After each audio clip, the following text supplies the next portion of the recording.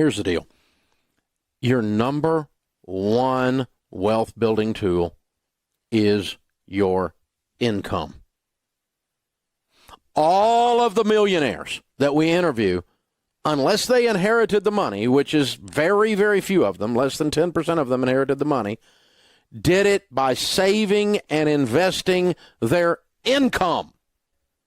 They did not give their income to Best Buy. They don't get screwed around and give their income to Lexus and Toyota and Ford and General Motors and American Distress and MasterCard. Who named that anyway? It's a mathematical thing. When you give your income to someone else, you don't have it anymore. Is this hard? This is hard, isn't it? And when you give your income away, you have given up your economic future. All for crap. For a stinking flat screen. And listen, let me just tell you, here's the deal. You know, of the number of people that start college, how many graduate? 52%. That's an investment in my future. Said the other 48% that are sitting at home with no freaking degree, but by God, they got the student loan debt. And you know how you get rid of Sally Mae? You either pay her off in full or you die. That's the only way that woman goes away. It's not bankruptable. It is not an investment in yourself to borrow, even if it is an investment. We don't borrow money for investments. We don't borrow money for investments. I don't teach people to borrow money. The borrower is slave to the lender. That's what this math says. When you give up your income, when you give your income away, you have nothing.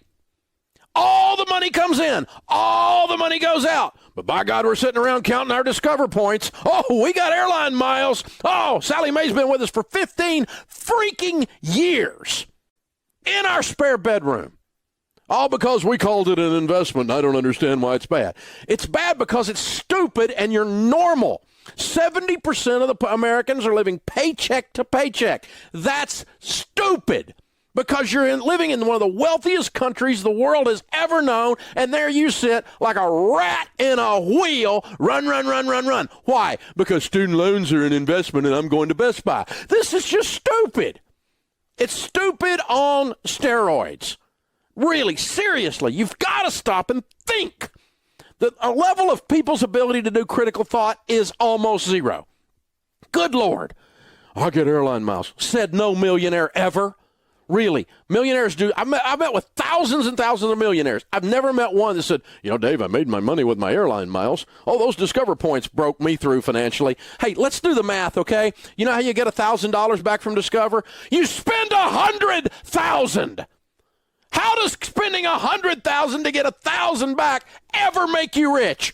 Where did you take your math class? Really? This is absolutely ludicrous. But everybody's counting their dadgum points, and everybody's trying to figure out some way I'm beating up on Chase. Chase is kicking your butt. Their building's bigger than yours, and their furniture's nicer than yours. You ought to have a clue by now. At the car, I got a car payment bigger than your house payment, some of you. Average car payment in America now is $499. That's suspiciously like $500. If you take $500 a month and invest it from age 30 to age 70, you'll have, would you believe it? You're going to have over $5 million. And you scratch your head and wonder why you're freaking broke. God, no wonder your students have student loans, because you're driving a dadgum $1 million car, $2 million, $3 million car. That's what it's costing you with your stupid car payment to impress somebody at a stoplight that you will never meet, and the thing's going down in value like a rock. We have to stop and think, America.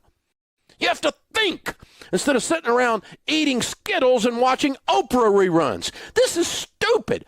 We're fat and we're broke because we have no ability to do critical thought, and we don't stop and look at what we're putting into our lives. This is nuts. It's nuts. It's completely out of control.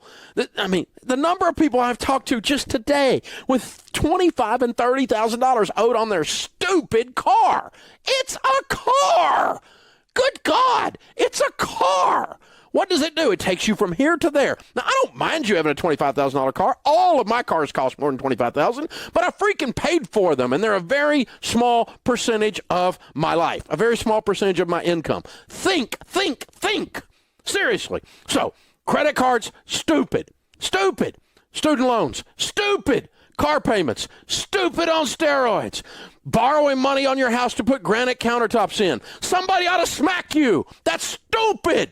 It's stupid. You have to stop and think again. It's because you're killing yourself. You make enough money to retire a millionaire or a multimillionaire. You make enough money that your kid ought to have a college fund fully funded and they can go to school without being part of the freaking student loan crisis. But by God, you had to have a bass boat so you're $32,000 in debt because those fish were outrunning you. God, think. Quit being grown-up children walking around in grown-up bodies. Children walking around in grown-up bodies. Adults devise a plan and follow it. Children do what feels good. This ridiculous, impulsive nature of we think we're going to borrow our way into wealth it's out of control, guys. We've got to stop this.